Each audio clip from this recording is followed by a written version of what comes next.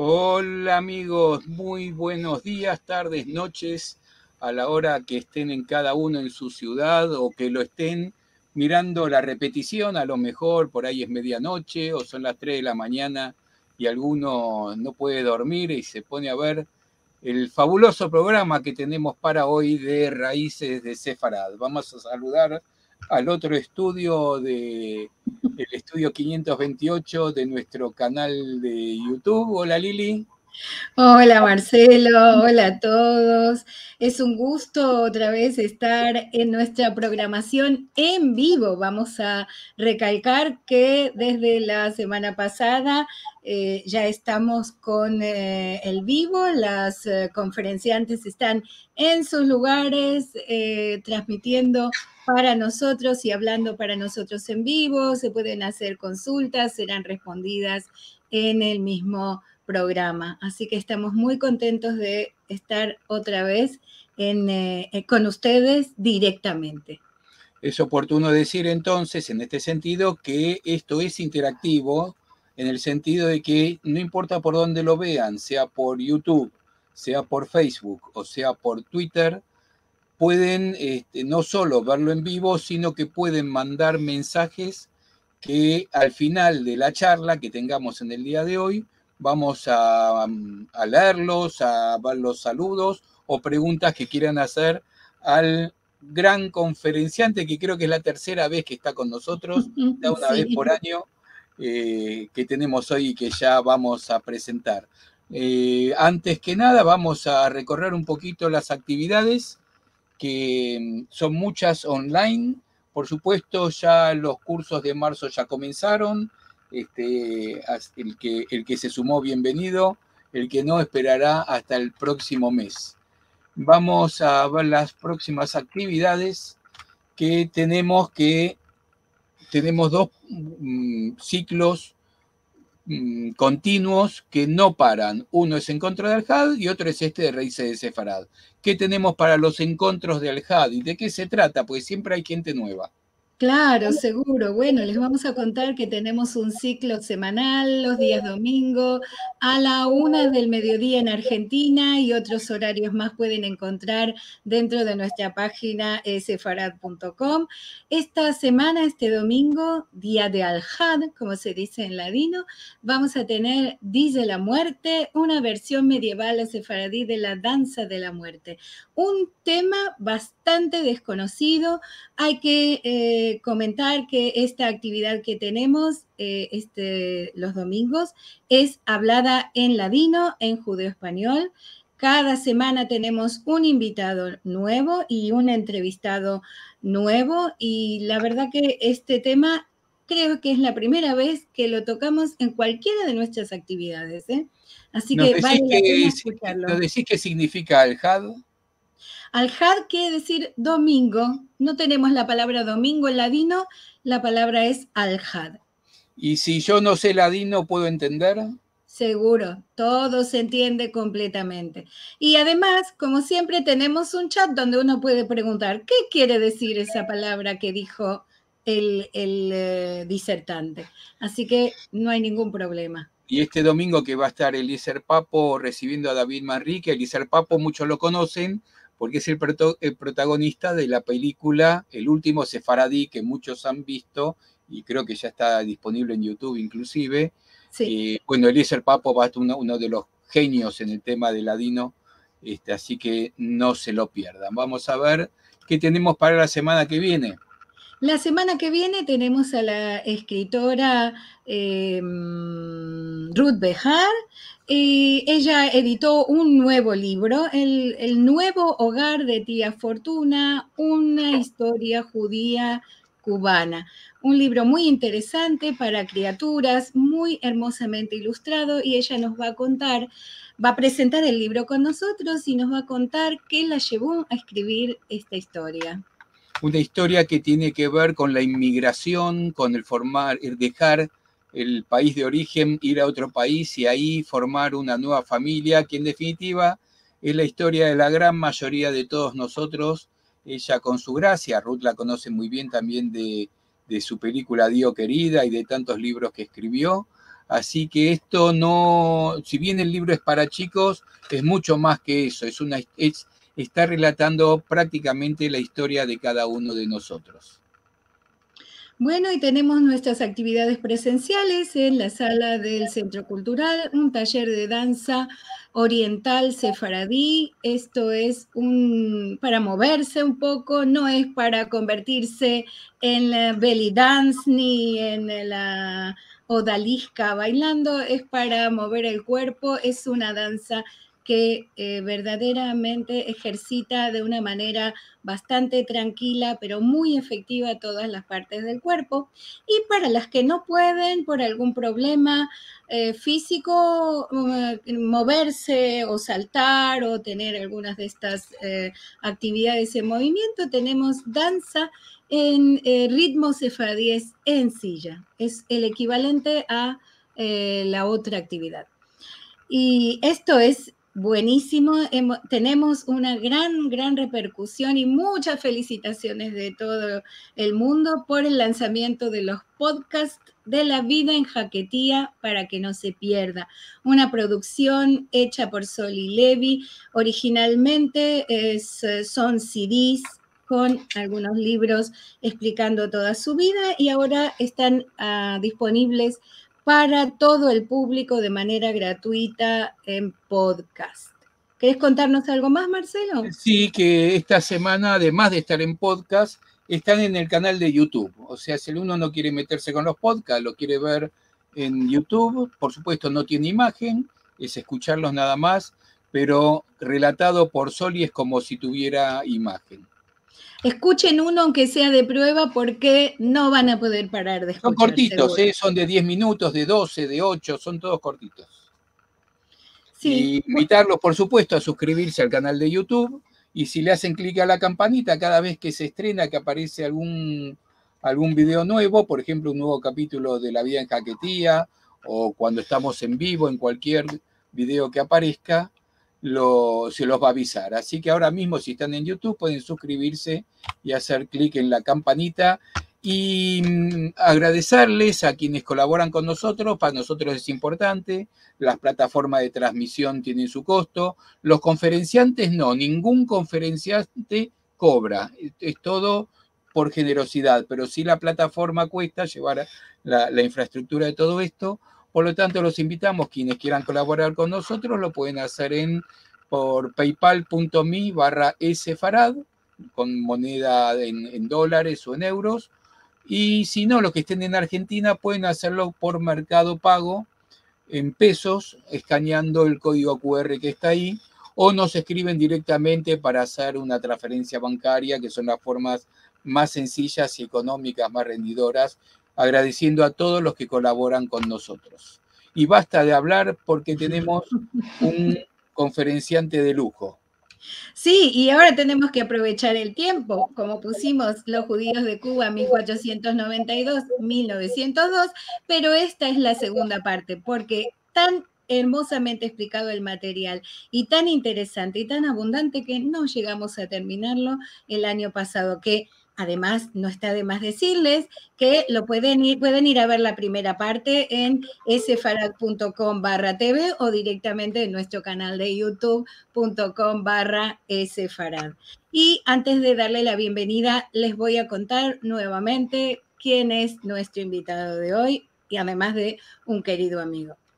Jesús Jambrina es catedrático de Español e Historia en la Universidad de Viterbo en La Crosse, Wisconsin. Nació en La Habana, Cuba, pero vive en Estados Unidos desde el año 2000. Obtuvo su doctorado en la Universidad de Iowa en 2005. Ha publicado numerosos ensayos de crítica literaria sobre el escritor Virgilio Piñera y la literatura barroca, entre otros temas. Desde 2010, Jambrina investiga el legado judío de la ciudad de Zamora, en España, acerca del cual publicó Los judíos de Zamora, una cronología anotada. En 2013 fundó el Centro Isaac Campantón, a través del cual organiza un congreso anual de temática sefaradí. Ha escrito y ofrecido charlas y presentaciones sobre el legado hispano-judío en España, Portugal, Estados Unidos e Israel, donde también ha publicado textos académicos y periodísticos, además de traducciones de poesía. En 2015, Jesús recibió la medalla de las 4 sinagogas sefardíes de Jerusalén por sus investigaciones acerca del legado judío de España y Portugal. Y entre sus proyectos se encuentra la edición de las memorias de los congresos entre 2013 y 2019 con el título Zamora en el mapa de Sefarad.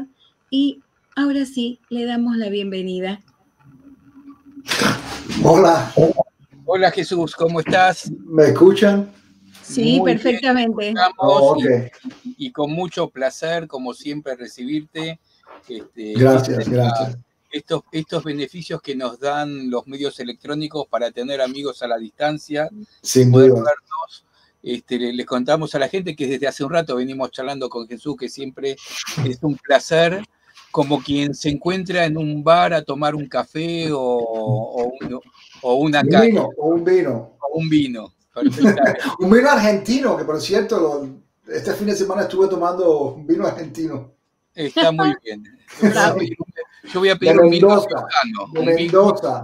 Vamos a pedir un vino riojano de Rivadavia, pero de allá. Ok. Los argentinos son muy buenos también, ¿eh? Por supuesto que sí. Siempre, y los motivos para tomar un buen vino siempre son los mejores. Sí, Jesús, sí. Pues nos debemos una visita. Yo tengo que ir a Buenos Aires en algún momento. En una ciudad. He estado en Buenos Aires y en Mendoza. Muy buena ciudad los dos. Te dejamos con la gente, Jesús, que tenés mucho para contarnos. Pero no veo el PowerPoint. Acá está. Ahora sí, ok. Ahora sí es todo tuyo. Sí. Muy bien. Bueno, muchas gracias Marcelo y Liliana otra vez por esta invitación.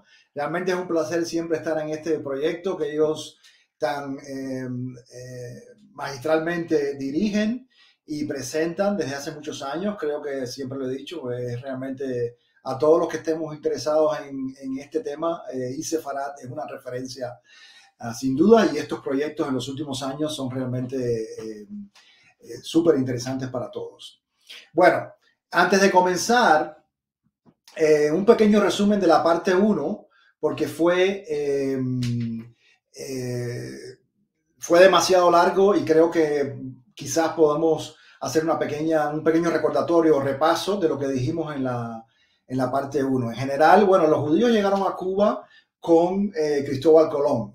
Llegaron 2 judíos, Luis de Torres y Juan Arias. El primero español de Murcia, el segundo español también, aunque se había mudado a Portugal y por lo tanto había podido entrar en las naves de Colón como judío. Fueron 3, hoy sabemos que hubo 3 judíos en las naves de Colón, uno de ellos fue Juan Arias.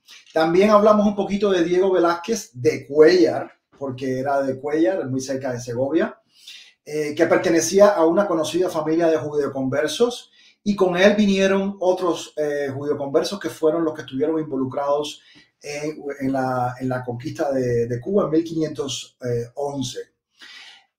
También hablamos un poco de cómo los españoles se mezclaron, se integraron con la población local. La mayoría de los conquistadores obviamente eran hombres, sobre todo en la primera parte de la conquista, y por eso tuvieron relaciones con muchas mujeres nativas en Cuba. También fueron otras mujeres conversas.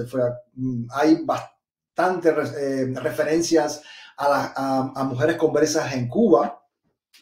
Y hoy vamos a hablar de algunas otras, pero estuvo, por ejemplo, la Isabel de Bobadilla, que fue la primera mujer gobernadora de la isla, la esposa de Hernando de Soto, que entre 1539 y 1542, cuando Hernando de Soto fue a la Florida, ella se quedó a cargo de la isla de Cuba. Y bueno, también en el siglo XVI empezamos a escuchar los primeros casos inquisitoriales en Cuba. El primero fue de Juan Muñoz, que sucedió en 1518. Él vivía en Santiago de Cuba y era el escribano en Santiago de Cuba, aunque fue procesado en Sevilla. Y también tenemos que en 1594 llegó la familia Díaz Pimienta a Cuba, una familia muy renombrada en el siglo XVIII y XIX porque eran constructores de barcos. Entonces, y bueno, también hay Díaz Pimientas que llegan hasta hoy, obviamente. Pero lo interesante aquí es que esta es una familia que, aunque se fue a las Canarias, a las Islas Canarias, está documentado que eran judíos portugueses, ¿ok? Y que se establecieron en las Canarias. Y el otro aspecto interesante en cuanto a Díaz Pimienta es que uno de sus hijos, que llegará a ser almirante de la Marina Española, va a ser el producto de una relación de Francisco Díaz Pimienta, el primer Francisco Díaz Pimienta, y una esclava africana en Cuba de nombre Catalina. Y aquí en esto dejamos la primera parte, hablamos de la primera parte, ¿ok? Pero quería darles este resumen general para que tuviesen una idea de dónde estamos. A ver, esto se mueve. Marcelo, esto no se mueve. ¿Qué pasó aquí? Ah, ok. Bueno, entonces, a ver, no se mueve. En las flechitas tienes para mover. Aquí. Oh, all right. Aquí. Muy bien. Bueno, entonces, también tenemos esta frase de uno de los historiadores, varios historiadores cubanos, lo dijimos también en la presentación anterior, varios historiadores cubanos se han referido a la presencia judía en Cuba. Cuando hablamos de judíos en Cuba, entre 1492 y 1902, sobre todo entre 1492 y mediados del siglo XIX, estamos hablando básicamente de un concepto que tiene que ver con el linaje de estas familias, con el origen de estas familias. La mayoría de estas familias eran de origen judío y obviamente al estar en España y al quedarse en España tuvieron que convertirse al cristianismo y eran familias judeo-conversas. Lo que pasa es que en esta época, como se sabe, muchas de estas familias emigraron a las Américas y trataron de establecer su propia vida en las Américas sin olvidar el origen judío del cual venían, ¿ok? Eran familias judeo-conversas, eran familias que en muchos casos tenían una vida religiosa activa dentro de Cuba, pero en algunos de esos casos también practicaban el judaísmo en su casa de manera privada. Por lo tanto, era lo que se llamaban como criptojudíos. Y eso es básicamente lo que vamos a estar hablando hoy durante la presentación en el siglo XVI y XVII, porque vamos a ver cómo aumentó. Esta frase me gusta mucho porque, aunque todos conocemos la deriva de la conquista, ¿verdad? De la conquista en las Américas y específicamente en Cuba, al mismo tiempo tenemos que entender que estas personas, que este grupo de individuos no solamente estaban en busca de una economía para poderse sustentar, también estaban en busca de un espacio de libertad donde poder practicar sus creencias, ¿ok? Entonces, en este contexto de conquista, tenemos que entender que también hay esta búsqueda de espacios lejos de la Inquisición, lejos de la monarquía en aquel momento, ¿verdad? Y que no va a ser solamente la intención de hacerse ricos o de tener una economía la que va a hacer que estas personas se queden en las Américas. También había una intención de vivir su identidad, de vivir su espiritualidad lejos de la Inquisición, apartado de la Inquisición lo más posible y dentro de un contexto que era completamente nuevo para ellos, ¿ok? Esto es importante porque con la fundación de las villas en Cuba, vamos a ver que cada una de estas villas va a desarrollar su propio grupo de individuos, su propio grupo, digámosles, de poder, si se quiere, ¿verdad? Y vamos a tener estas pequeñas familias que se van a ir instaurando en todo, sobre todo en la región oriental. En la primera parte decíamos que precisamente había sido en la región oriental donde había surgido toda esta, donde estaban todos los secretos de Cuba, ¿verdad? En este sentido. pues estas familias, muchas de ellas judeoconversas, se van a establecer en estas villas y de ahí es que vamos a pensar esta idea de que también querían independizarse y también querían tener su propia identidad en términos territoriales, o sea, que no era solamente una cuestión de hacerse, de ganar una economía, sino que empezaron a formar, si se quiere, empezaron a formar una identidad cubana ya desde el propio siglo XVI, ¿verdad?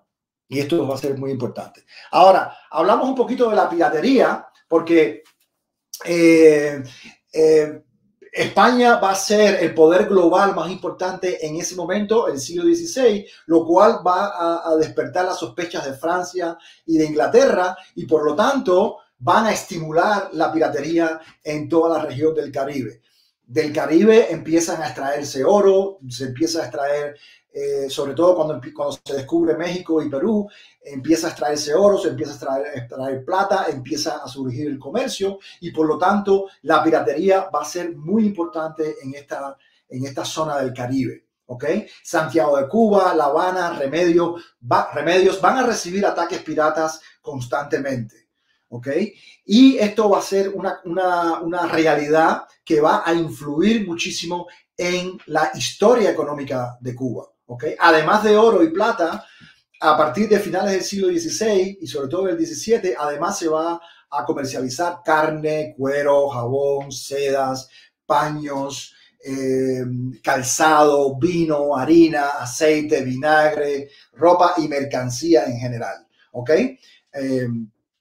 Esto es algo que va a ser muy típico de todo el Caribe, pero bueno, en caso de Cuba, que es el área que más conozco en ese sentido, va a ser muy común la piratería y que va a existir hasta durante todo el siglo XVII, como vamos a ver ahora.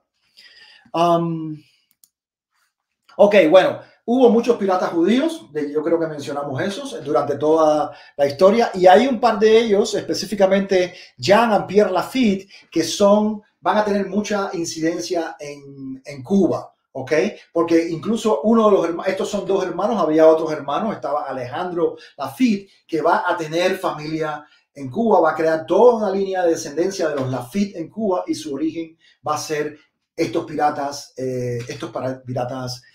judíos. Bueno, ya desde finales del XVI y principios del XVII, vamos a empezar a ver que la ciudad de La Habana, ¿okay? Sobre todo desde mediados del XVI, La Habana se va a convertir en el puerto a través del cual va a pasar toda la mercancía que sale de México, sobre todo hacia España. Por lo tanto, el puerto de La Habana se va a convertir en de mayor importancia del Caribe en esos años. Y va a traer mucha población de todo tipo hacia la isla de Cuba y específicamente hacia La Habana. En el año 1607 hubo un censo de los portugueses en Cuba y se demostró que ya había una comunidad numerosa de portugueses. Portugueses en esa época, lo dije antes, era un sinónimo de judío, ¿ok? Porque obviamente no se les podía decir judíos en territorios españoles, tampoco en los territorios portugueses, pero se adoptó desde finales del siglo XV, con la Inquisición incluso ya en España, que los portugueses eran más flexibles en el tema religioso y muchos portugueses se habían refugiado muchos españoles se refugiaron en Portugal y por lo tanto esto pasó a ser un lugar común que se le llamase portugueses a los judíos. Y bueno, La Habana en este caso iba a ser un sitio donde por toda la economía que se estaba moviendo se iban a sentar muchos portugueses. Eso es una memoria que prácticamente de la cual no se habla en Cuba en la actualidad. Y sería interesante recuperar porque hay mucha herencia portuguesa en Cuba desde la época colonial. ¿Okay? Entonces, siempre se habla de los españoles en general, de los africanos o de las comunidades de origen nativo, pero de los portugueses se habla muy poco. Sin embargo, hubo muchos portugueses en Cuba. También este comercio va a empezar a traer libros prohibidos. Libros prohibidos, ustedes saben que la Inquisición había creado una lista de libros, ¿ok? Entre los que estaba, por ejemplo, el Quijote, por ejemplo. Pero a principios del siglo XVII, ya el obispo de Cuba, Jerónimo Manrique, se va a quejar de la entrada de libros ponzoñosos, o sea, libros que obviamente estaban en la lista de la Inquisición y que no querían que estuviesen dentro de las lecturas que se hicieran en Cuba en esa época. Bueno, el aumento de los casos inquisitoriales que hay durante todo el siglo XVII es impresionante en Cuba. ¿Okay? Yo creo que lo expliqué antes. Esta información es una información que yo he tratado de recopilar de las bibliografías, de las diferentes bibliografías que he ido encontrando, tanto de historiadores cubanos como de historiadores españoles, historiadores mexicanos, etc. ¿Por qué? Porque los casos inquisitoriales que tenían que ver con Cuba, en Cuba nunca hubo tribunal de la Inquisición, ¿ok? Hubo comisionados de la Inquisición, hubo familiares de la Inquisición, pero tribunal en sí nunca hubo. Tampoco hubo tribunal en Jamaica, ¿ok? Y esto va a ser importante y después vamos a hablar por qué. Pero el caso es que en 1579 empiezan a establecerse los tribunales de la Inquisición oficialmente en las Américas. Antes de eso, los que tenían poderes inquisitoriales eran los obispos, los sacerdotes y algunas autoridades eclesiásticas, pero no había tribunal en sí. Los tribunales se van a empezar a establecer ya a finales del 16 y sobre todo en el 17. En el 1610 se va a establecer el tribunal, por ejemplo, de Cartagena de Indias, que va a ser donde van a ir los casos inquisitoriales de La Habana. Entonces, mucha de la información que encontramos sobre los casos de la Inquisición en Cuba se van a encontrar en Cartagena de India o en México, porque eran los tribunales a donde enviaban los casos de judaizantes, ¿verdad?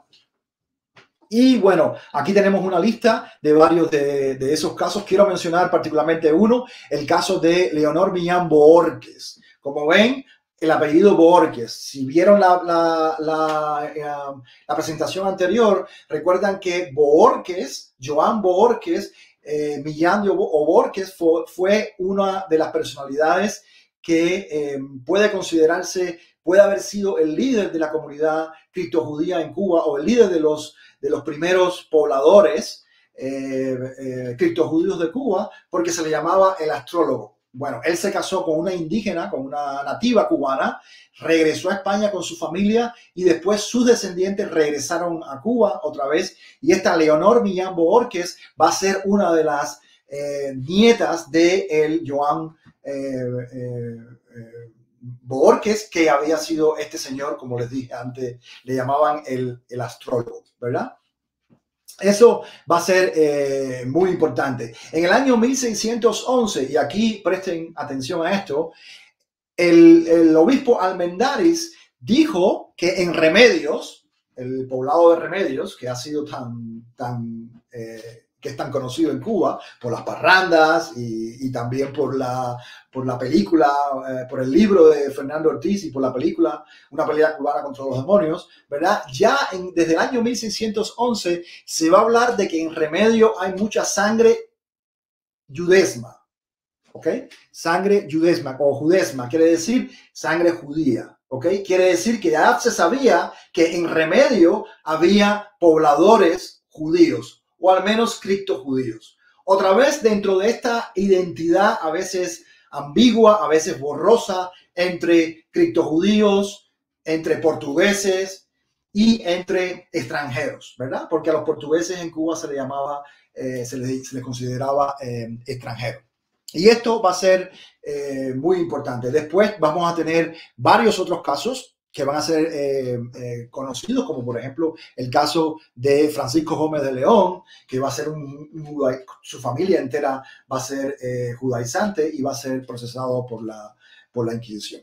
Y así los casos van a ir realmente creciendo durante toda esta época. E incluso en 1627 va a haber un grupo de judaizantes que se van a considerar procesados en Cuba que se van a considerar entre los más ricos de las Américas, entre los más ricos del continente, ¿verdad? Antonio Méndez, Luis Rodríguez Mesa, Francisco Rodríguez de Solís y Sebastián Rodríguez. Este va a ser un grupo de criptojudíos que van a existir en La Habana, que van a comerciar en todo el Caribe y que van a ser apresados por la Inquisición. ¿Ok?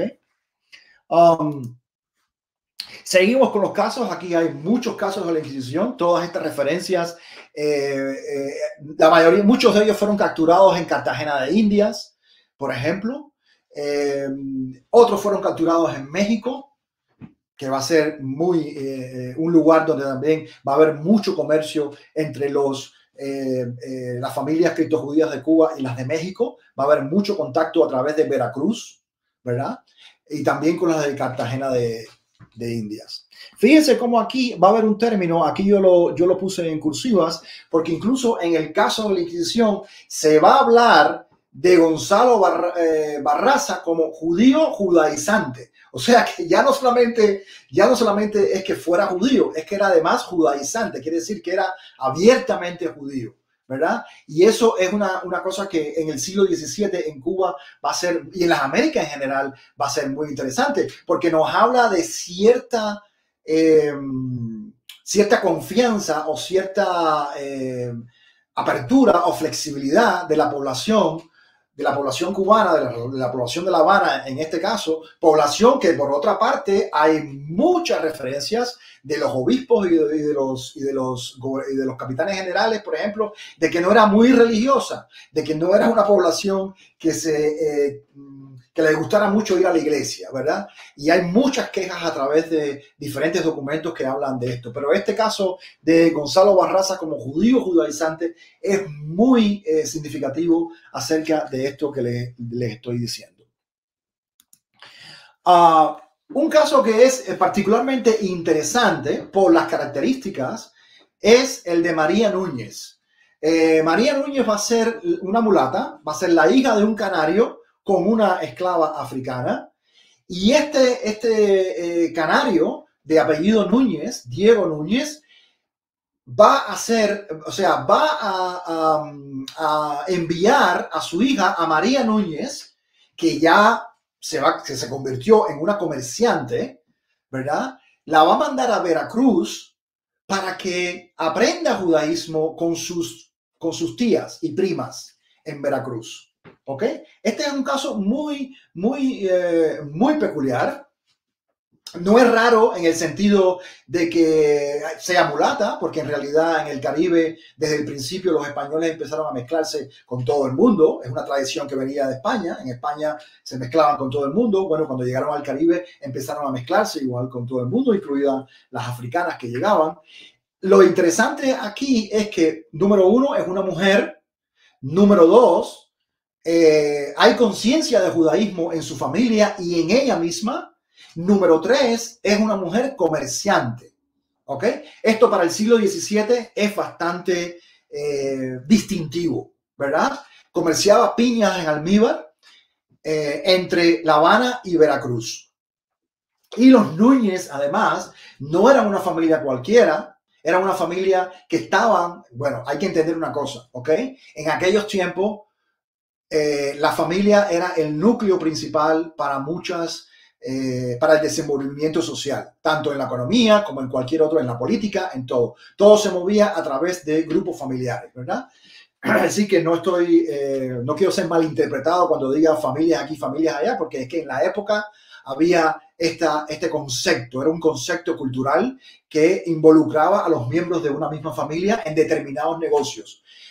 O en determinadas industrias o en determinadas áreas de la sociedad, ¿verdad? En este caso, los Núñez estaban mezclados con los Enríquez, que eran una familia también de comerciantes en México, que todos fueron procesados por la Inquisición, y todas estas personas, todos los Enríquez y parte de los Núñez también perecieron en la Inquisición. El caso es que María Núñez estuvo procesada por la Inquisición durante muchos años, pero al final, al parecer, por la cantidad de información que ella dio, se le perdonó y se le devolvieron todos sus bienes. ¿Ok? Pero aquí lo interesante es que bueno, tampoco es extraño que haya habido judíos o criptojudíos que hayan sido liberados o perdonados a cambio de la información que dieron. Y esto fue muy típico tanto en España como en Portugal como en las Américas, en muchas ocasiones. Es decir, que en esto no es nada extraño. Lo que sí es peculiar aquí es, número uno, que haya sido una mujer mestiza, o en este caso mulata. Segundo, comerciante.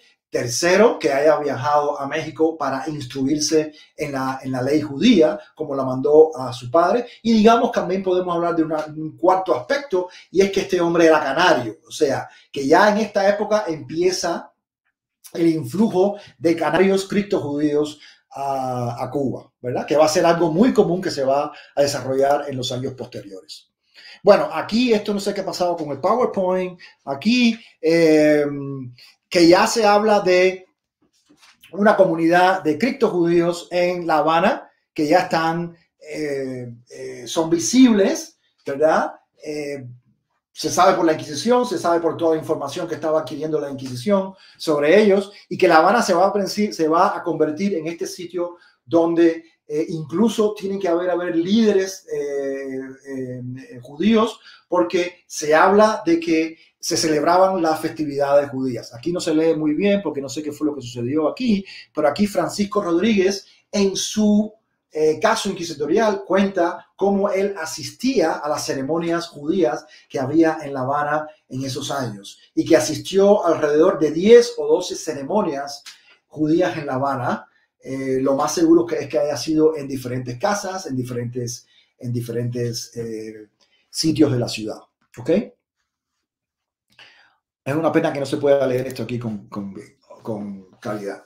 Bueno, aquí un poquito para hablarles del contexto general, porque aquí no es solamente Cuba, sino que Cuba está ubicada en un contexto histórico, cultural y regional, geográfico, que es importante que tengamos en cuenta. Esta era una sociedad eminentemente mercantil, la cubana de esa época, comerciaba con todo el mundo y también comerciaba con Sudamérica, no solamente con México y con Cartagena de la India, sino empezaba a comerciar con otros lugares, como por ejemplo con Curazao, que va a ser un gran centro de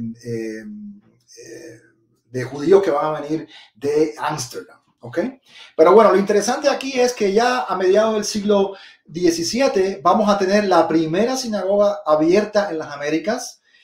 De manera abierta quiero decir que era pública, que se sabía que era una sinagoga, y que fue es la primera que se conoce en el continente americano. ¿Okay? Y fue en Recife, la sinagoga Sur Israel, en Brasil.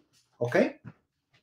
También va a haber un libro muy importante en esa época que se va a llamar La Esperanza de Israel, que lo va a publicar Menachem Ben Israel, que va a ser uno de los líderes de la comunidad de Ámsterdam, donde él va a lanzar la idea de que las poblaciones, de que los judíos ya estaban en las Américas antes de la llegada de Colón. ¿Ok? Y esto va a ser un tema muy controversial, va a ser un tema muy polémico, incluso hasta hoy. ¿Ok? Obviamente, desde el punto de vista histórico, no hay ninguna referencia de que haya habido judíos en las Américas antes de la llegada de los europeos. ¿Ok?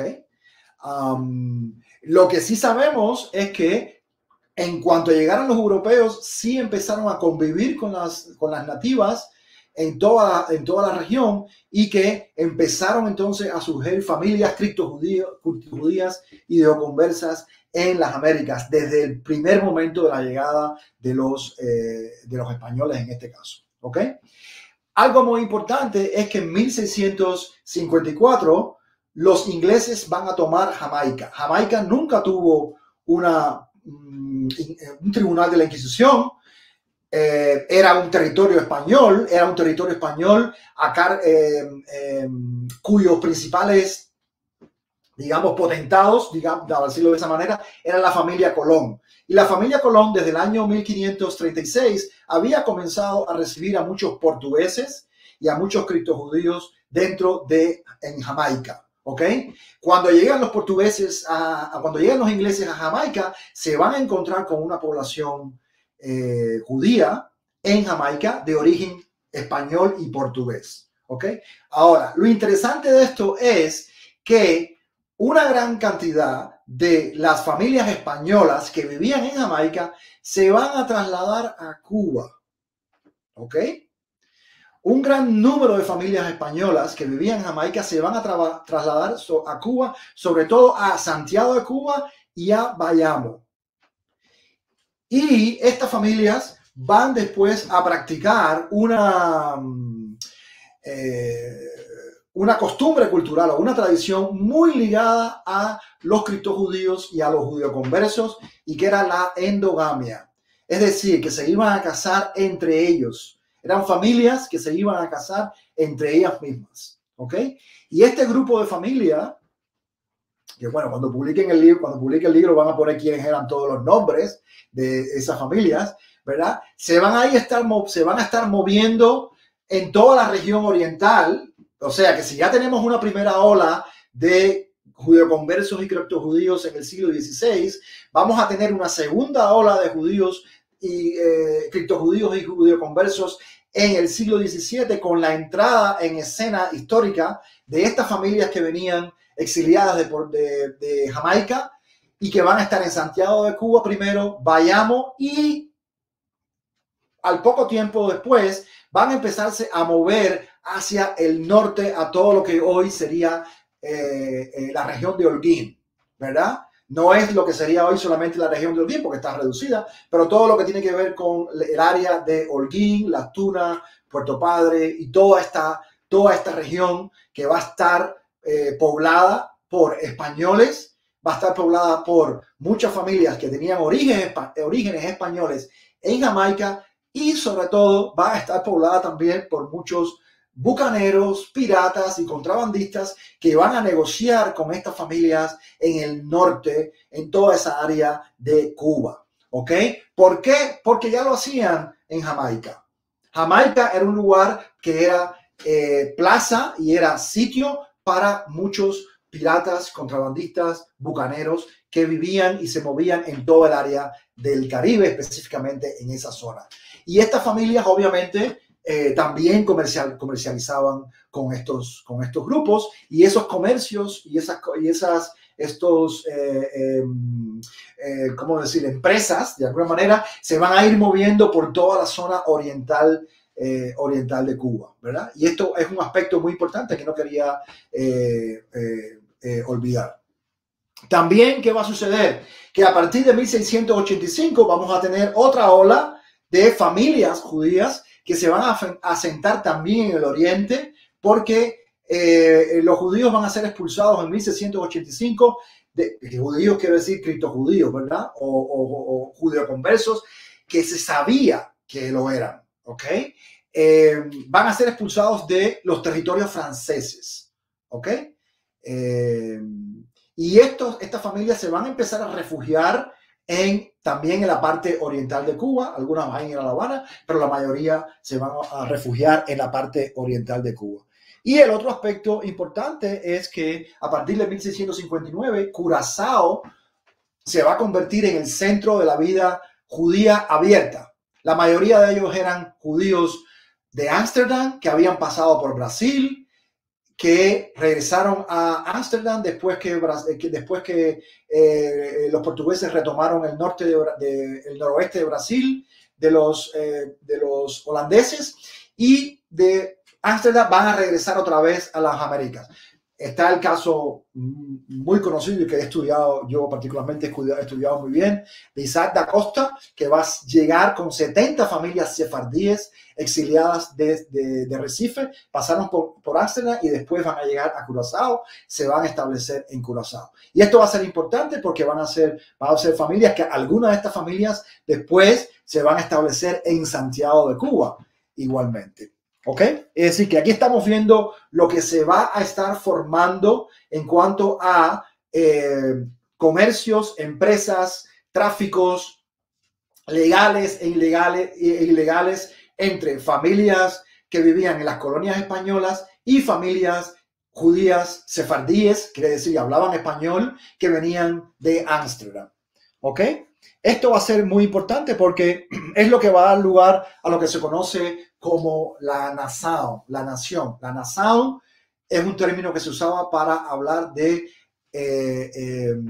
aquellos que practicaban la ley de Moisés, quiere decir la ley judía. ¿Okay? Bueno, y con esto ya vamos a entrar en el siglo XVIII. ¿Okay? Espero que después en las preguntas podamos hablar un poquito de eso, si no, no me va a dar tiempo.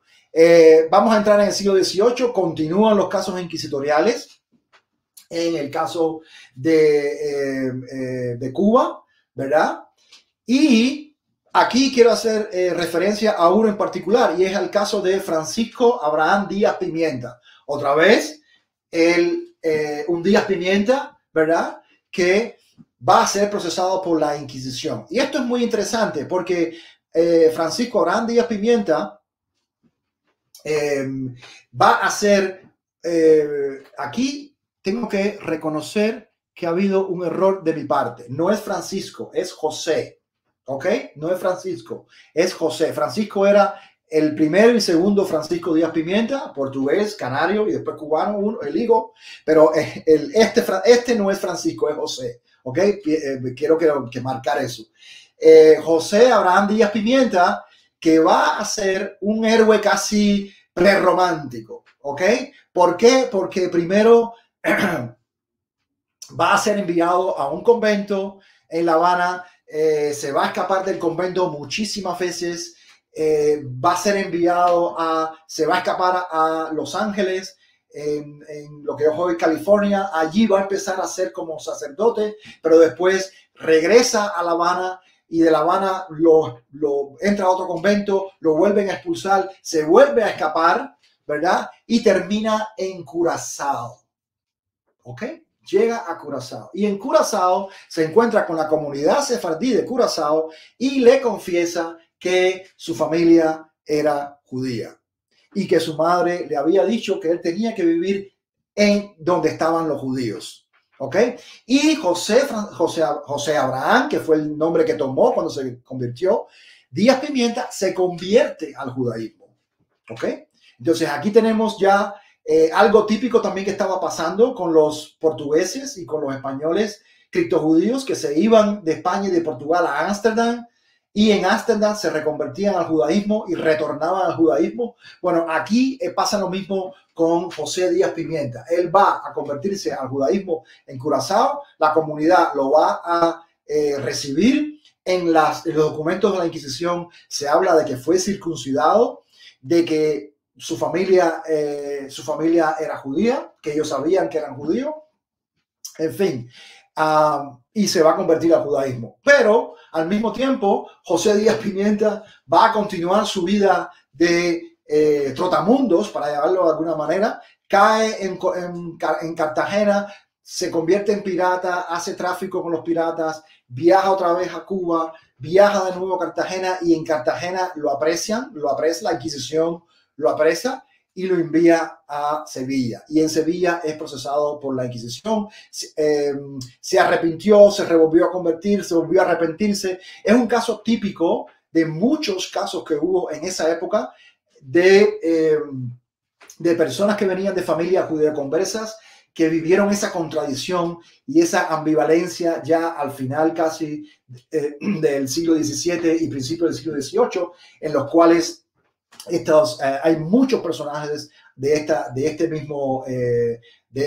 misma categoría o de este mismo matiz o carácter que van a pasar por estas contradicciones y estas confesiones, reconfesiones, conversiones, reconversiones, ¿verdad? Al final no pudo convencer al Tribunal de la Inquisición y el Tribunal de la Inquisición lo quemó en la hoguera en el año 1720, precisamente por ser judaizante, hereje y judaizante. ¿Ok? Entonces aquí tenemos el caso, otro caso, hay muchos, pero bueno, este es uno de ellos, de los más conocidos.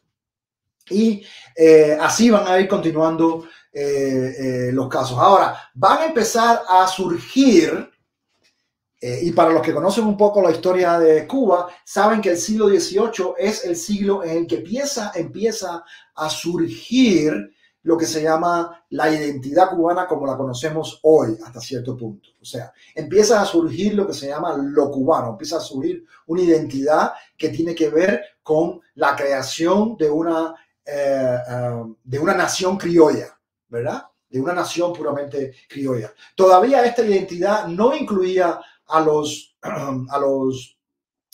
digamos, a otras comunidades, ¿verdad? Específicamente no incluía a los esclavos, pero sí a los criollos y los mestizos empiezan a hablar de una identidad criolla, empiezan a hablar de un concepto de nación cubana, ¿ok? Ya empieza a desarrollarse la caña de azúcar, el café estaba desarrollado, las industrias del tabaco, el café, van a crear estos grandes terrenos, estas grandes familias que se van a ir acomodando en toda la región, sobre todo en Oriente, en La Habana, Matanzas y otras regiones, y va a empezar a surgir entonces la idea de lo que se conoce como el judío nacional, ¿verdad? El judío nacional, ¿por qué? Porque el desarrollo de la economía va a hacer que estas familias criollas empiecen a pedir préstamos y empiecen a tratar de financiar su crecimiento económico. España no tenía un banco en Cuba, no existía un banco nacional de Cuba en esa época. Por lo tanto, Cuba va a empezar a recibir a muchos inversores del mundo entero, sobre todo de Europa y de Estados Unidos en esa época ya, y estos nuevos inversores son los que van a empezar a darle dinero a estas familias criollas para desarrollar sus grandes monopolios y sus grandes industrias, tabaco, azúcar, café, la navegación, la construcción de barcos, ¿verdad? Todo esto va a ser un área económica que va a ser muy rica en Cuba. Y empiezan a surgir entonces el concepto, el estereotipo sobre los judíos, ¿verdad? Por los préstamos, por los intereses que tenían que pagar a estos préstamos, etcétera, etcétera, etcétera. ¿Ok? Y empieza a surgir lo que Stephen Silberstein llama el judío nacional. Es decir, no había oficialmente judíos en Cuba, ¿ok? Pero se empiezan a identificar las prácticas clásicas del antijudaísmo que venían de España de la Edad Media, se empiezan a reacomodar en la Cuba del siglo XVIII, cuando empiezan a surgir todas estas familias criollas dentro del concepto de nación. Ahora, esto no va a eliminar para nada el criptojudaísmo. Y uno de los casos más conocidos en Cuba va a ser el del obispo Agustín Morel y Santa Cruz. ¿Ok? Este va a ser el obispo, se le conoce como va a ser uno de los obispos que más desarrollo va a traer a la isla de Cuba. Se le considera uno de los primeros historiadores en Cuba, ¿verdad?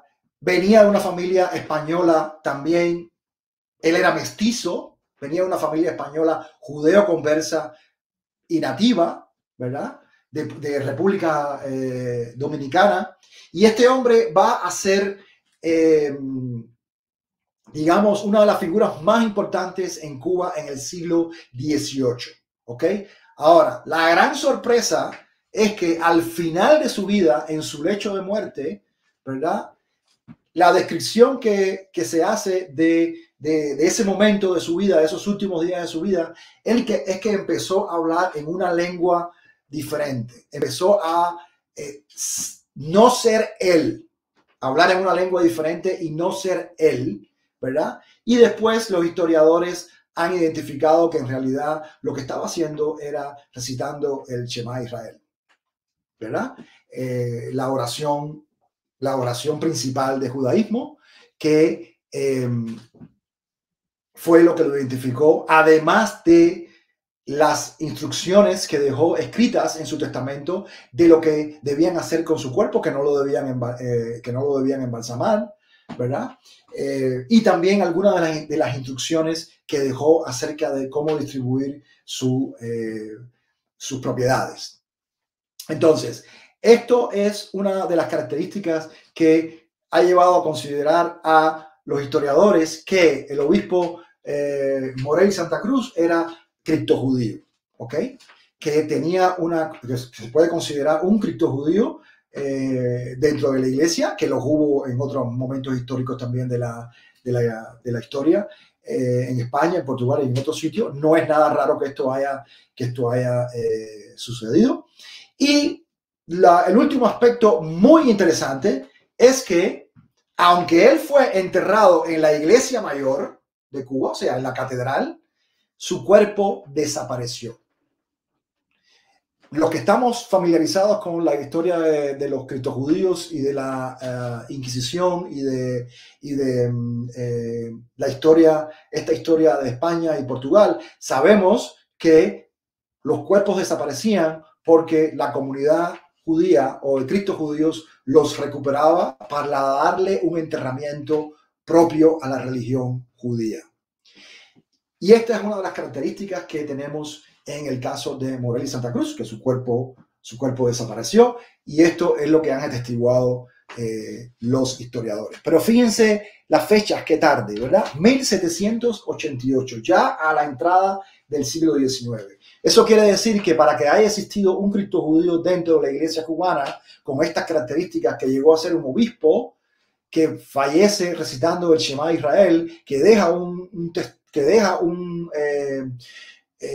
testamento explicitando algunas características como el no embalsamamiento, y que su cuerpo desaparezca, es una evidencia clara de que había una estructura creada dentro y fuera de la iglesia que estaba relacionada con el criptojudaísmo y con las prácticas judaizantes. Esto me parece que es muy interesante.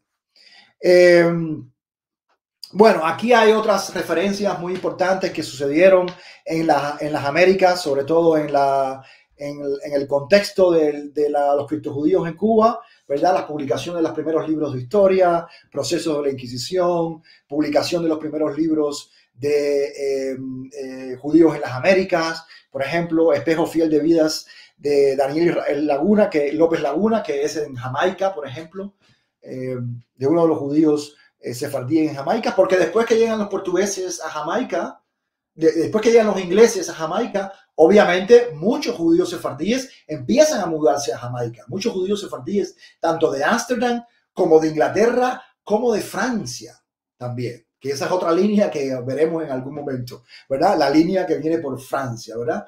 Bueno, muchos franceses, sobre todo muchos judíos sefardíes de Bordeaux, empiezan a mudarse a Jamaica, ¿verdad?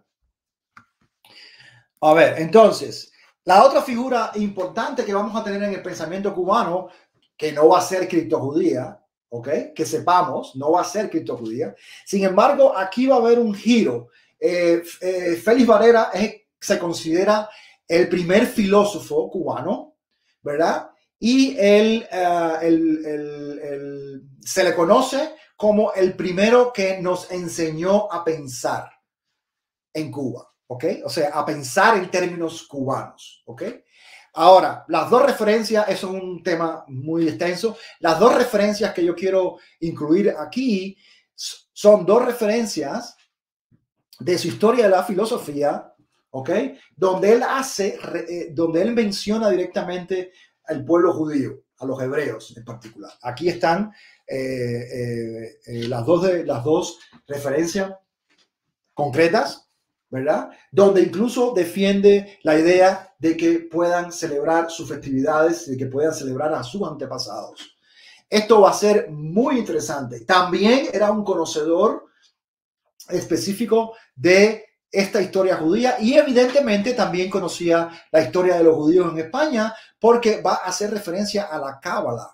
No la va a tratar muy bien, tampoco muchos judíos tratan muy bien a la Cábala, pero en este caso va a mencionar la existencia de la Cábala y la va a considerar un arte adivinatoria, lo cual quiere decir que Félix Varela, el primer filósofo cubano, ya le va a dar entrada de completo conocimiento al pueblo judío, a los hebreos en particular, dentro de la necesidad de la filosofía no solamente ya desde el punto de vista estrictamente religioso en la iglesia, que obviamente siempre se habló de los hebreos y los judíos dentro de la iglesia, pero aquí ya vamos a hablar de la filosofía. O sea que ya él va a estar incluyendo la historia, en la historia de las ideas que debe conocer todo cubano, también la historia de los judíos y la historia del pueblo hebreo. Eso va a ser un punto de inflexión porque ya Félix Varela se va a convertir realmente en el filósofo de la nueva clase cubana, la nueva clase criolla cubana. ¿Okay? Ya él está entre finales del 18 y principios del 19. Va a ser, esto es muy, yo lo veo con mucho interés porque le tengo mucho cariño a Félix Varela por su filosofía, ¿verdad? Porque es la primera persona que establece la necesidad de pensamiento, independientemente va a romper con el escolasticismo de la iglesia y se va a abrir a la filosofía en general, y en esa apertura a la filosofía va a incluir al pueblo hebreo y a la cultura judía.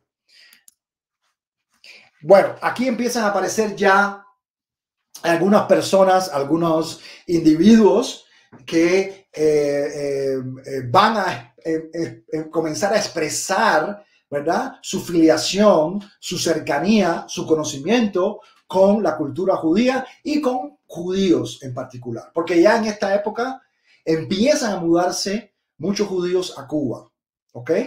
Judíos de Alemania, judíos de Estados Unidos, ¿verdad?, que van a empezar a vivir en Cuba. Van a establecerse en Cuba como judíos porque España va a empezar a flexibilizar la situación de la llegada de los judíos, sobre todo si no eran españoles, ¿verdad? Y bueno, tenemos el caso de Cuba, del Palacio de Cantero en Trinidad. Trinidad era una de las regiones, con mayores ingenios de azúcar de Cuba, ¿verdad? Y vamos a ver aquí en este palacio, que es su casa, cómo él incluye estrellas Magen David, ¿ok?, en la decoración del palacio. Estrellas de David en la decoración del palacio, si lo vemos aquí, eso está muy bien claro, se ve. Y este es un palacio de 1828, o sea, estamos hablando de la época colonial cubana, ¿ok? Y bueno, este señor era uno de los hombres más ricos de Cuba, era uno de los más pudientes en esa época. El otro aspecto importante es que en 1838 la Casa Rothschild se va a establecer en Cuba, ¿ok? La Casa Rothschild, que va a ser un desprendimiento, obviamente, de la Casa Rothschild en Madrid. La de La Habana va a ser un desprendimiento de la de Madrid y se va a establecer en Cuba por todo el interés económico que despertaba Cuba en esa época, específicamente La Habana. Y este hombre se va a casar con uno de los grandes productores de tabaco en Cuba, Carlos David Tolmé. ¿Ok? Con la hija de este hombre, el representante de la Casa Rothschild se va a casar en Cuba y va a tener su familia en Cuba. Claro, ya aquí también hay que entender que el proceso de la Haskalah ha empezado en Europa. O sea, va a haber muchos judíos que van a ser de origen judío, pero van a ser muy flexibles en sus relaciones sociales, ¿verdad? Y este es uno de los casos. También vamos a tener la familia de los Enríquez, ¿verdad?, que va a ser una familia muy importante en República Dominicana, pero también en Cuba, ¿verdad? La rama cubana de los Enríquez se va a casar en República Dominicana y eventualmente van a mudarse a Cuba, sobre todo los hijos se van a mudar y van a vivir en Cuba hasta el siglo XX. En los años 60 del siglo XX va a morir la última de ellas. Y también va a sentarse en Santiago de Cuba Pablo Lafargue. O sea, la familia Lafargue, que va a ser una familia francesa que va a venir a Cuba, se va a instaurar en Santiago de Cuba, va a vivir por algún tiempo en Luisiana, pero va a regresar a Cuba. Y Pablo Lafargue quizás algunos de ustedes lo conozcan. Él se casó con la hija de Carlos Marx, eran de familia judía igual. Va a ser uno de los fundadores del socialismo en Europa, específicamente en Francia, en Inglaterra, y va a ser un hombre que va a venir precisamente de la cultura judía del Caribe, ¿ok? De donde también había venido Pizarro, el artista que había nacido en Santo Tomé, en el Caribe, de madre igualmente judío conversa de República Dominicana. O sea que ya aquí estamos viendo que los judíos se van a establecer en Cuba, obviamente, pero también van a comenzar a casarse y a establecer lazos con familias antiguas judeo-conversas en Cuba. ¿Ok? 5 minutos, sí, Jesús. Muy bien. Bueno, entonces, aquí brevemente para decir que a mediados del siglo XIX empieza a surgir todo el discurso tanto pro-judío como anti-judío, tanto el discurso cripto-judío como el discurso anti-judío. Van a haber ejemplos de escritura en la literatura cubana de muchos autores que se van a expresar, van a tomar posiciones con respecto a estos temas, ¿verdad? Aquí yo quiero mencionar este poema, que es un poema precioso de José Lorenzo Loaces, un poeta cubano, La oración de Matatías, que ustedes saben Matatías es el héroe que se festeja en Hanukkah, ¿verdad? Y él va a escribir un precioso poema, La oración de Matatías. Y ahí la figura del judío va a aparecer con frecuencia en la literatura cubana del siglo XIX. Aquí hay algunos ejemplos. No creo que...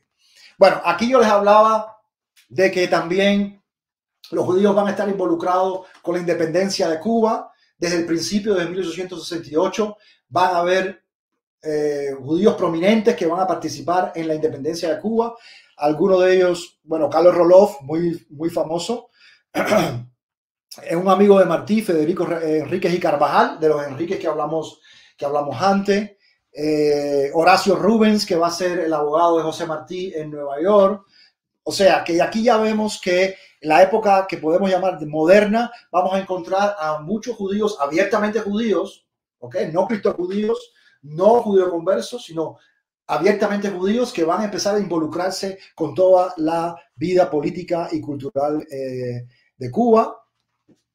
Las constituciones de las guerras de independencia van a abrir la libertad de culto, que va a ser muy importante, porque las guerras de independencia van a ser el punto de partida para lo que se va a conocer como la Cuba moderna, ¿verdad? Y en la Cuba moderna va a estar la libertad de culto, va a estar incluso instaurada desde las primeras constituciones que se hicieron en la Manigua cubana.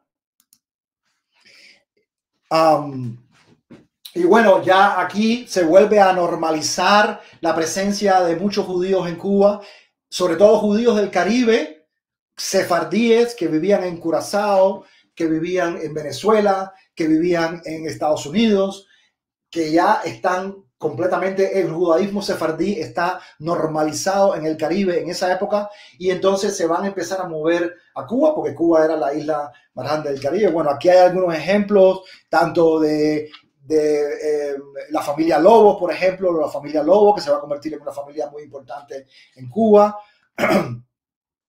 Enríquez, también la familia de los Enríquez también se va a mudar a Cuba. Aquí te vamos a tener artistas de Estados Unidos que se van a establecer en Cuba, van a venir, van a hacer vida cultural en Cuba, van a promover, por ejemplo, escuelas de música, conciertos, festivales, etcétera, que va a ser algo que va a ser muy común.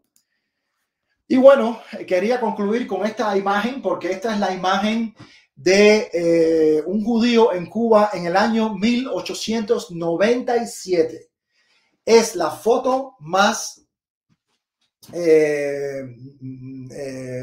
digamos, más evidente que tenemos de los primeros inmigrantes que llegaron a Cuba antes incluso de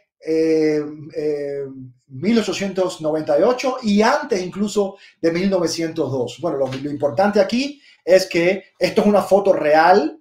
Esta es una persona que quizás algún día podremos saber quién es, ¿verdad? Esto es una foto en La Habana Vieja, obviamente, en un vendedor ambulante. Sabemos que los vendedores ambulantes fue una tradición muy fuerte entre los judíos sefardíes que se mudaron a Cuba.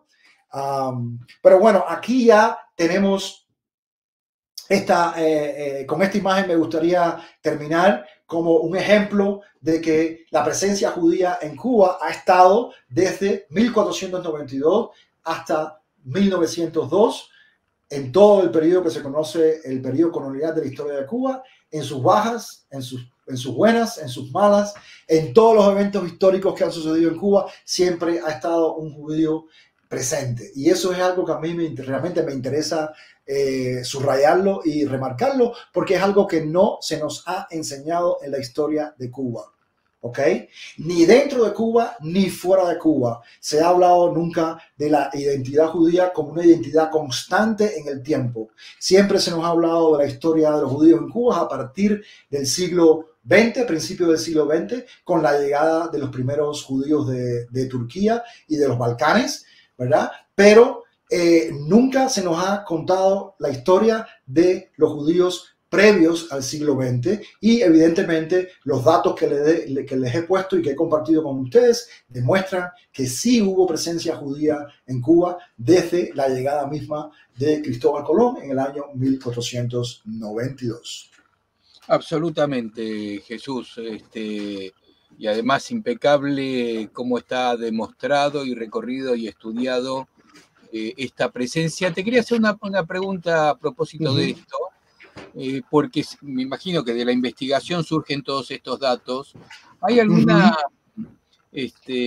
algún vestigio, alguna presencia física de este periodo colonial, de presencia judía durante el periodo colonial? Nada. Lo más que podemos ver durante el periodo colonial fue el Palacio de Cantero, que te dije, en Trinidad, con las estrellas de David. Fuera de eso, que yo conozca, nada, absolutamente nada. Bueno, eso si no consideramos... Eso si no consideramos que, bueno, como todos sabemos ahora, la arqueología genética, por ejemplo, está demostrando, la arqueología genética está demostrando que la presencia de judíos en Cuba está desde la llegada misma de los españoles, ¿no? Claro. Y que lo que está pasando en toda Latinoamérica, ¿verdad? O sea, la arqueología, si tomamos como evidencia la arqueología genética, podemos decir que sí, que hay evidencias también, ¿no? Sí, me refería a la... Y siempre mezclado, siempre como parte de lo que Fernández Ortiz llamó el ajiaco cubano, ¿verdad? Siempre mezclados con nativos y con africanos y con chinos y con diferentes culturas. Pero sí, evidentemente, si tomamos ese aspecto, podemos decir de que sí, de que han estado, es una evidencia, digamos. Sí. No pero en términos de sinagoga, en términos de escuelas, en términos de... no tenemos nada. No, cementerios No, cementerios tampoco. Nada. No. Bueno, nos queda así, fuera de ese periodo, fuera de Cuba, por supuesto, tenemos Recife, Aruba, y sí, hay algunos vestigios, como la sinagoga de Recife.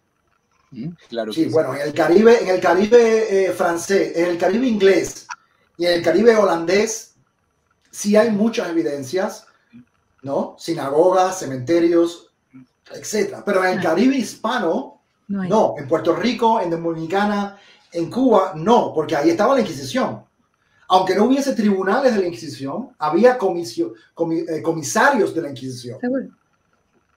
Entonces no había nada, pero sí tenemos evidencia, bueno, los documentos, en los casos inquisitoriales, sí tenemos evidencia, como vimos en uno de ellos, de que, por ejemplo, tenía que haber una comunidad criptojudía en La Habana porque había ceremonias.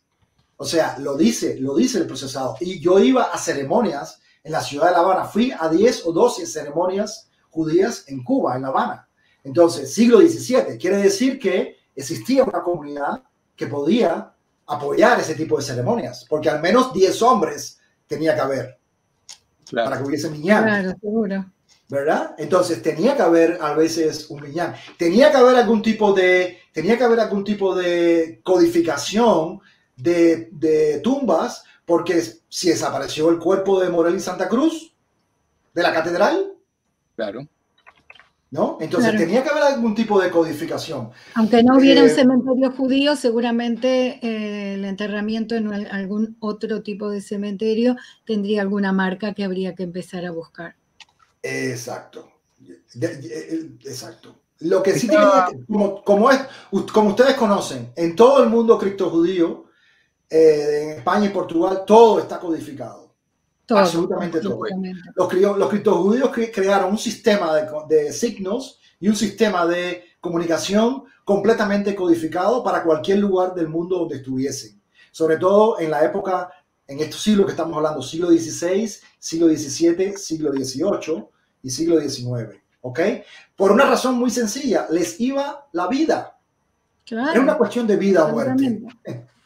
¿No? Hay una película que es del, estaba buscando para tener el dato justo, de 2019, de un argentino, Miguel Coan, que hizo una película que se llama La experiencia judía de Basavilbaso a Nueva Ámsterdam.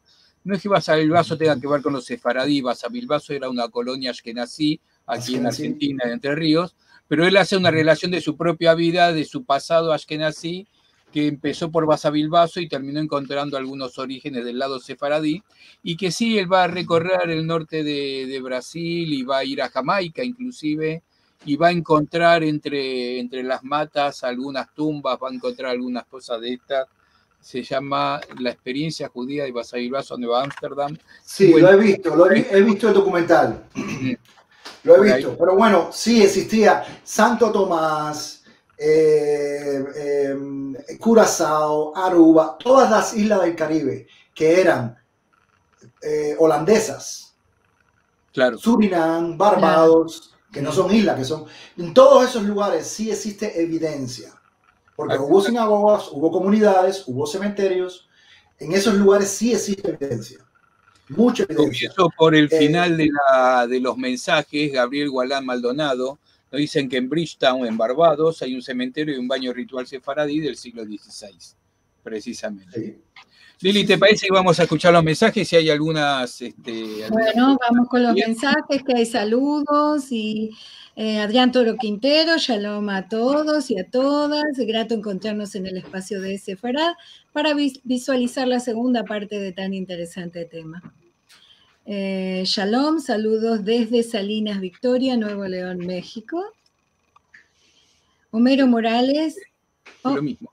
Sí. Gracias a tus bendiciones, Marcelo, dice José Celdés. En Corrientes comenzó a llover y trajo alivio a los incendios. Sí, eso lo hicimos la semana pasada.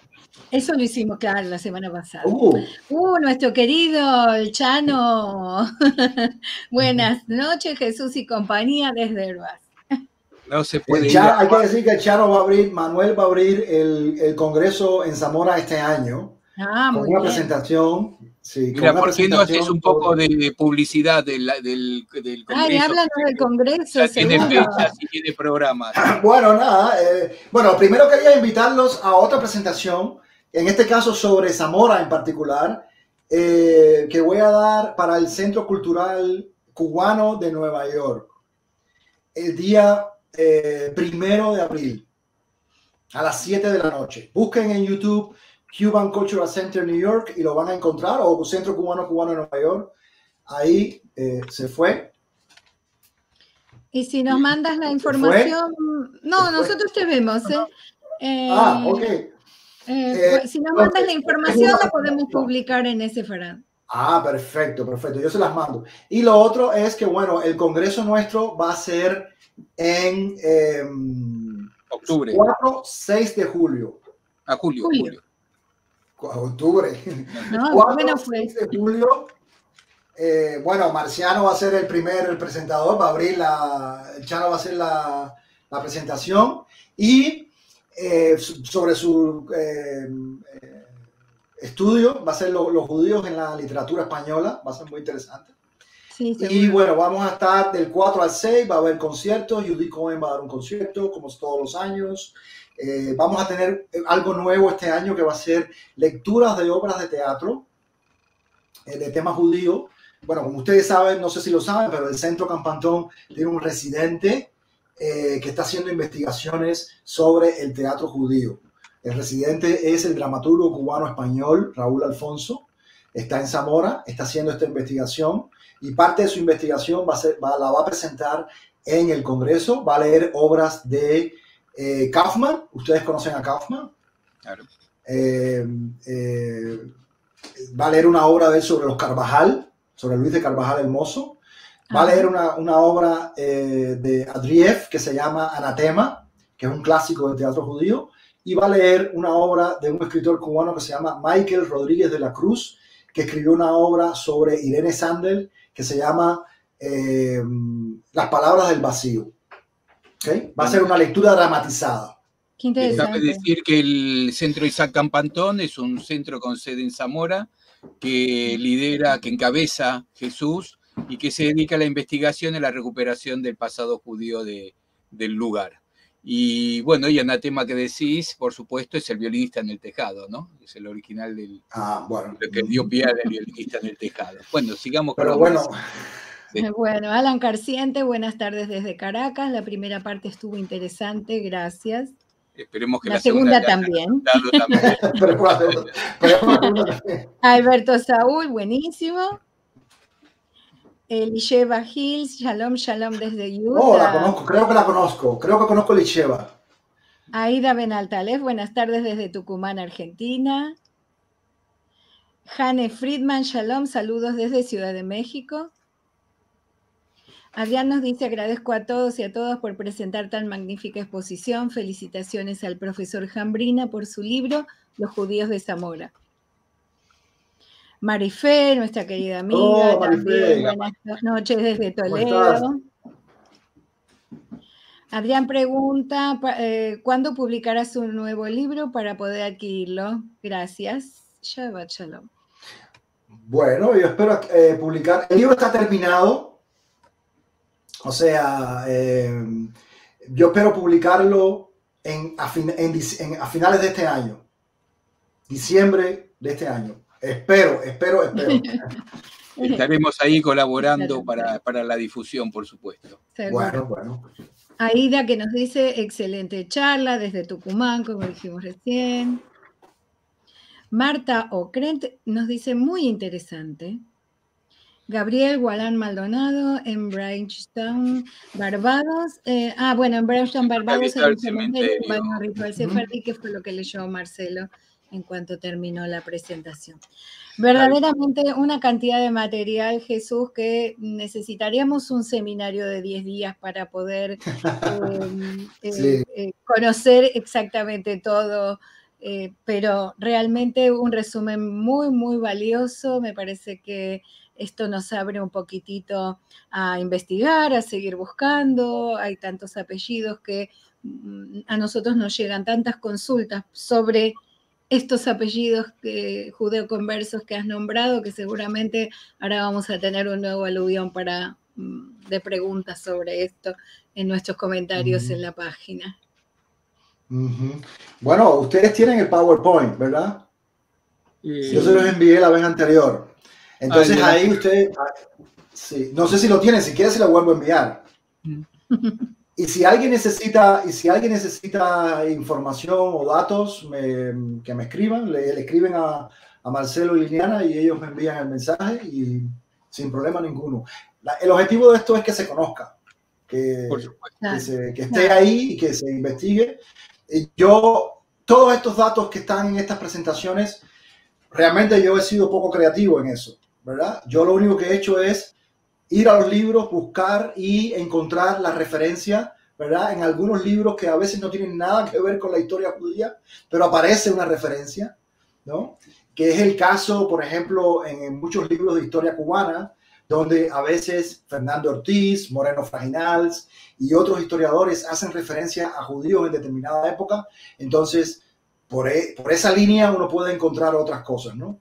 Pero realmente todos estos datos de alguna u otra forma han sido publicados en uno u otro libro, han sido publicados. Yo lo que he hecho es poner todo junto, ¿Okay? Yo lo que he hecho es compilar. No, es un trabajo valiosísimo, claro que no, que es una recopilación muy interesante y que nos permite también tener un resumen de lo que uno podía ir a buscar, en todo caso, en alguno de estos libros. Si es útil, el objetivo es que sea útil. Si es útil, pues la labor está hecha.